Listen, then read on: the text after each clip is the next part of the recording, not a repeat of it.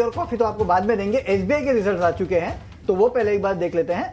16,219 का अनुमान था, 16,891, तो मुनाफा अच्छा आया है अनुमान से, ये तो साफ समझ में आ रहा है। साथ ही दूसरे नंबर्स देखने होंगे, खासकर नेट इंटरेस्ट मार्जिन कैसा आया है, एनआईआई कैसा आया है, स्लिपेजेस ये कैसे रहे हैं वो भी देखना होगा, क्योंकि बाकी जगह अगर आप देखेंगे तो थोड़ा बहुत स्ट्रेस था, लेकिन इनका तो माइक्रो फाइनेंस है नहीं उतना बड़ा, तो वो होना नहीं है, तो मार्जिन पे एक बार नजर डालनी होगी। अभी तक पहला आंकड़ा आया है और वो है मुनाफे का। हमारा अनुमान देखिए 16,219 था, उससे हल्की बढ़ोतरी जो है, उससे हल्का अच्छा जो है वो यहाँ पे नंबर देखने मिल रहा है। तो पहला आंकड़ा एसबीआई का अच्छा दिख रहा है। लेट्स सी बाकी आंकड़े कैसे निकल के आते हैं, एनआईआई का आंकड़ा कैसे निकल के आता है, प्रोविजनिंग कंपनी कैसे करती है, एनपीएस कंपनी के कैसे निकल के आते हैं, और साथ ही साथ कंपनी के जो मार्जिन है वो कैसे होते हैं। डिसबर्समेंट ग्रोथ देखना पड़ेगा, सैंक्शंस देखने पड़ेंगे कि किस तरह के वहां देखने मिले, मैनेजमेंट की कमेंट्री भी देखनी पड़ेगी कि किस तरह का क्या कोई प्रेशर देखने मिल रहा है या फिर बिजनेस एज यूजुअल है और कोई भी दिक्कत नहीं है, ये तो हमें मैनेजमेंट ही बताएगा।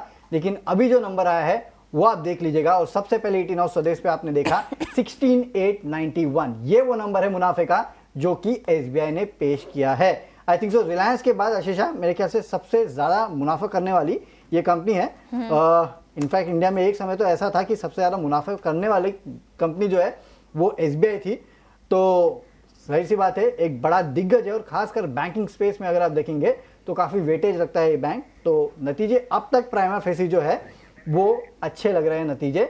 लेट्स वेट एंड वॉच कि आगे और कौन सी डिटेल्स निकल के आती है। ग्रॉस एनपीए का फिगर भी आता हुआ 2.07% के आसपास ग्रॉस एनपीए का फिगर आया है, और प्रॉफिट जैसे आपने बताया अनुमान से बेहतर 16,219 करोड़ का अनुमान था और 16,900 करोड़ के आसपास कंपनी ने प्रॉफिट रिपोर्ट किया है।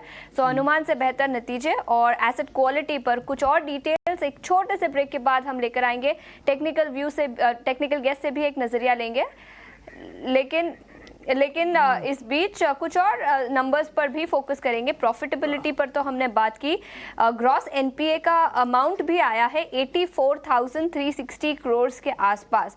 डिटेल्स आती हुई मैनेजमेंट की कमेंट्री क्या निकल कर आती है उस पर भी नजर रहेगी। एनआईआई का नंबर भी आ चुका है यहाँ पे आशीषा। एनआईआई अगर आप देखेंगे तो करीब 4% के आसपास की बढ़ोतरी जो है वहां पे देखने मिली है। 41,445 के आसपास जो है वो एनआईआई का नंबर आया है। पीपीओपी यानी कि प्री प्रोविजनिंग ऑपरेटिंग प्रॉफिट जो है उसमें करीब करीब 16% के आसपास का तगड़ा जंप देखने मिला है। लेकिन चलिए इन नंबर्स को और डिकोड करते हैं। गौरांग शाह हमारे साथ जुड़ चुके हैं। Gaurang sir, good afternoon sir.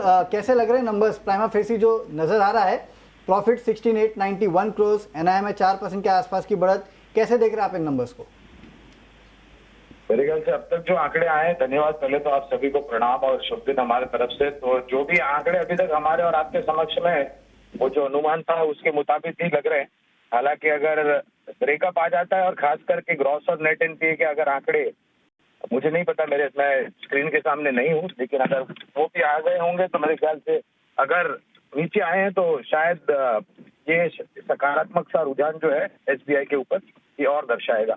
हम बात करें इसलिए अनिवार्य होगा डिस्क्लोजर देना कि हमारी एसबीआई के ऊपर दर के आधार पर लंबी अवधि के लिए बिल्कुल। और इसके अलावा एसेट क्वालिटी पर आपकी क्या राय होगी? ग्रॉस एनपीए 2.07% पे आते हुए नजर आए। ग्रॉस एनपीए का अमाउंट एब्सोल्यूट फिगर की बात करें तो 84,000 करोड़ के आसपास।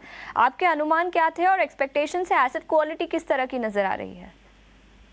तो जैसे मैंने बताया कि जो पहले तो जिस प्रकार से बैंकों के नतीजे आ रहे हैं, एक्सिस बैंक को छोड़ करके मेरे ख्याल से बाकी सभी बैंकों के नतीजे सकारात्मक आए थे। पिछली तिमाही के नतीजे मेरे पास नहीं है। इस तिमाही में अगर गिरावट आई होगी तो रिकवरी प्रोसेस जो है वो शायद अंदाजन के मुताबिक जो मैनेजमेंट ने टिप्पणियां करी थी उसी प्रकार का आया होगा। तुलना मेरे, जैसे मैंने कहा, पिछली तिमाही के और इस तिमाही के जो एसेट क्वालिटी में अंतर है वो आंकड़े मेरे पास अभी तक नहीं आए।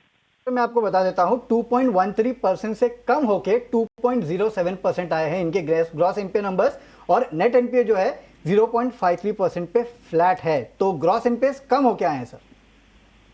ये जैसे टिप्पणियां करी थी मैनेजमेंट ने कि उनका प्रयास रहेगा जो भी एनपीए के आंकड़े हैं ग्रॉस और नेट पे उनको निरंतर प्रयास किया जाएगा नीचे लाने के लिए और रिकवरी करी जाएगी।